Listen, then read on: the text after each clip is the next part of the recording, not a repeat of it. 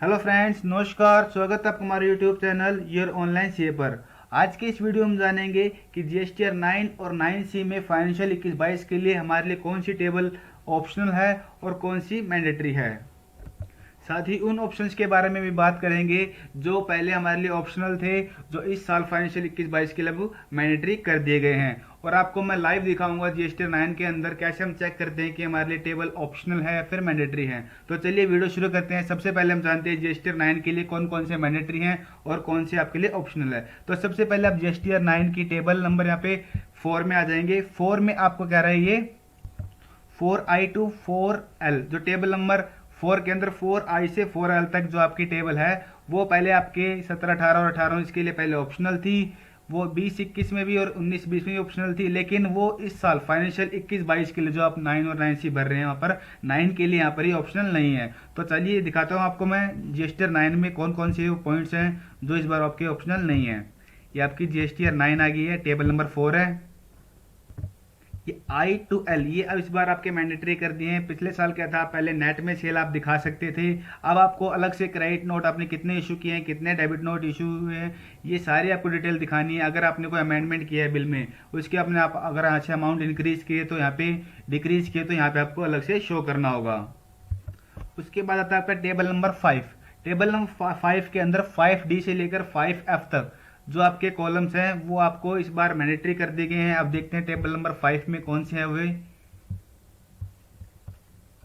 आपकी table number 5 है, 5D से 5F तक, यानी कि जो आपको एग्जेम्प्टेड जो आपकी सेल है वो आपको टैक्सेबल वैल्यू अलग से शो करनी है। नील रेट की नॉन जीएसटी सप्लाई आपको यहाँ पे अलग से यहाँ पे शो करनी है।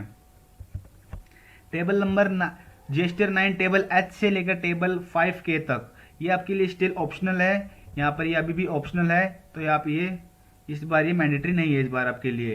तो अगले उसके बाद आता है आपका टेबल नंबर जीएसटी 9 की 6B to table number 6C। यहाँ पर ये आपके लिए इस बार क्या है, आपको यहाँ पर मैं वीडियो में दिखाता हूँ, सॉरी यहाँ पे जीएसटी 9 में लेके चलता हूँ। यहाँ पर ये ऑप्शन नहीं है। कौन कौन से पॉइंट है, टेबल 6B से 6E तक। ये 6B आ गया आपका, 6E तक आपके यहाँ पे मैंडेटरी आपको यहाँ पे बाइफ्रेट करना है आपका अमाउंट।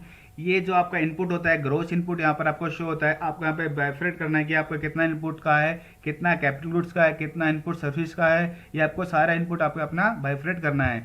यहाँ पर आपको सी में, आप क्लोज सी में आपको रिवर्स चार्ज का इनपुट डालना है जो आपको अनरजिस्टर्ड से रिसीव हुआ है, कितना है कैपिटल गुड्स का, सेम उसी तरह पे आपको बाइफ्रेट करना है। डी के अंदर आपको जो रजिस्टर्ड पर्सन से रिवर्स चार्ज की आईटीसी क्लेम हुआ है वो यहाँ पर इसके अंदर बाइफ्रेट करना है अमाउंट आपको। इसके बाद आता है आपका 6E भी यहाँ पे आपका मैंडेटरी है, जैसे कि यहाँ पे बताया है आपको। 6E में आपको यहाँ पे import of goods including supply of SEZ, यहाँ पे इंपोर्ट ऑफ गुड्स का इनपुट्स आपको यहाँ पे लिखना है। इसके बाद आता है आपका टेबल नंबर 12 और 13, ये स्टिल आपके लिए ऑप्शनल करे गए हैं। यहाँ पर जो आप रिवर्सल दिखाते हो प्रीवियस फाइनेंशियल ईयर का, यहाँ पर टेबल नंबर 12 और 13 में वो आपके लिए इस साल भी ऑप्शनल है। इसके बाद आता है आपका टेबल नंबर 15 और 16 आपका यहाँ पर आता है। यहाँ पर जीएसटी 9 में दिखाते हैं आपको टेबल 15 और 16, ये भी आपके इस साल आपके लिए ऑप्शनल है। ये आपकी 15 और टेबल नंबर 16 यहाँ पे ऑप्शनल है। पर्टिकुलर डिमांड और रिफंड्स यहाँ से आप चेक कर सकते हैं कैसे आपके लिए ऑप्शनल है, मैं आपको दिखा देता हूँ। जैसे इस टेबल में आप एंटर करेंगे, एंटर करने के बाद यहाँ पे हेल्प पे आएंगे। हेल्प पे क्लिक करने के बाद आपको यहाँ चेक कर सकते हैं दिस टेबल इज ऑप्शनल। यहाँ पे आपको दिख रहे हैं सारे पॉइंट आपके ऑप्शनल आ रहे हैं, तो यहाँ पे लिखा हुआ है this table is optional.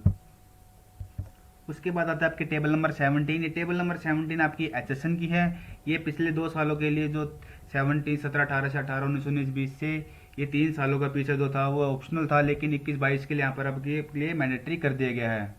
Sorry, पीछे 4 सालों में आपका ऑप्शनल था, 17, 18, 18, 19 में और 19, 20 और 20-21 में आपका 4 साल ही ऑप्शनल था। इस साल एचएसएन समरी मैंडेटरी कर दिया गया है। काफ़ी लोगों को एचएसएन समरी में दिक्कत आ रही है, कैसे हम इसको बाइफ्रेट करें। काफ़ी लोगों की काफ़ी एचएसएन वाइज सेल होती है, वो कैसे निकालना है। तो इसके लिए मैंने अलग से एक वीडियो बना रखी है, उसका मैं लिंक डिस्क्रिप्शन डाल दूंगा कि टैली आपके पास प्राइम में है या फिर बिजी सॉफ्टवेयर है या ARP 9 में है, तो कैसे आपको एचएसएन वाइज समरी निकालनी है उसका मैंने वीडियो अलग से बनाई हुई है। आप वहाँ से जाके देख सकते हो, उसका लिंक मैं डिस्क्रिप्शन में डाल दूंगा। और काफ़ी लोगों का ये भी क्वेश्चन है कि हमें कितने टर्नओवर तक एचएसएन डिटेल हमें दिखानी है। अगर आपकी एग्रीगेट एनुअल टर्नओवर पिछले साल 5 करोड़ तक है तो उस केस में आपको सिर्फ B2B की दिखानी है। और अगर आपकी एग्रीगेट एनुअल टर्नओवर 5 करोड़ से ज़्यादा है तो उस केस में आपको B2B और B2C दोनों की एचएसएन वाइज समरी यहाँ पे डालनी है। टेबल नंबर 18 अभी भी स्टिल आपके लिए ऑप्शनल ही है। ये इनवर्ट सप्लाई जो आप परचेज कर रहे हो उसकी एचएसएन वाइड डिटेल डालनी है, वो स्टिल आपके लिए इस बार ऑप्शनल है। ये तो थी 9 की बात। अब जानते हैं 9C के बारे में। वो जीएसटी और 9C में आपके लिए कौन कौन सी टेबल आपके लिए मैंडेटरी और ऑप्शनल है। तो सबसे पहले 9C की बात करते हैं। तो टेबल 9C के अंदर टेबल 5 में B to 5N तक ये जो पॉइंट्स है आपके लिए ऑप्शनल है। अगर आपको इसमें कोई एडजस्टमेंट करनी है तो आप उसमें एडजस्टमेंट डाल सकते हैं, वैसे फिलहाल आपके लिए ऑप्शनल है। तो टेबल 5 जानते हैं जीएसटी 9 में कौन सी होती है। ये जीएसटी 9 है मेरी। ये B से लेकर आपके पास N तक आपके जो टेबल है ये ऑप्शनल है। यहाँ पर आपके अगर कोई एडजस्टमेंट है तो आप एडजस्टमेंट डाल सकते हैं। अगर किसी को ये पॉइंट समझ नहीं आया तो मैंने 9C के लिए अलग से पूरी डिटेल में एग्जांपल के साथ बताया भाई इस पॉइंट्स में कौन कौन सी फिगर्स आनी है, उसका भी लिंक मैं डिस्क्रिप्शन में डाल दूंगा, वहाँ से आप जाके चेक कर सकते हैं। 9 और 9C का मैंने पूरी डिटेल में बताया हुआ है। साथ ही में काफ़ी लोगों को टेबल नंबर 6, 9 का और टेबल 8 में जो नेट उसको कंपैरिजन करना है, उनको काफ़ी कंपैरिजन करने में दिक्कत आ रही है। उसके लिए भी मैंने एक अलग से वीडियो बनाई है, सेम उसी का भी मैं लिंक डिस्क्रिप्शन में डाल दूंगा, आप वहाँ से जाके मेरी वीडियो चेक कर सकते हैं। उसके बाद आता है आपका 9C में टेबल 12B एंड 12C। ये पिछले 2-4 सालों में आपके लिए ऑप्शनल थी, लेकिन इस साल आपकी ये मैंडेटरी यहाँ पर कर दी गई है। अगर आपकी कोई एडजस्टमेंट है, यहाँ पर मैं आपको दिखाता हूँ टेबल 9C के अंदर 12B एंड 12C।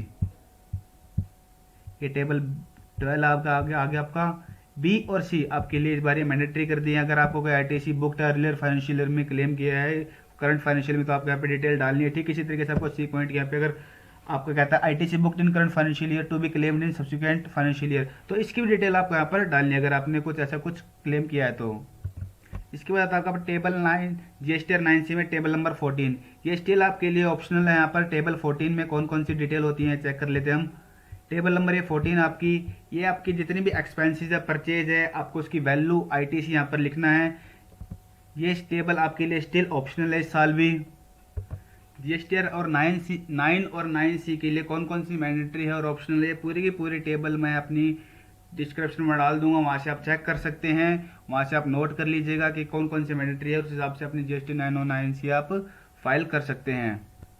आज की वीडियो में बस इतना ही। अगर फ्रेंड्स अगर ये वीडियो आपको अच्छी लगी हो तो प्लीज़ वीडियो को लाइक करें और चैनल को सब्सक्राइब करें। Thank you.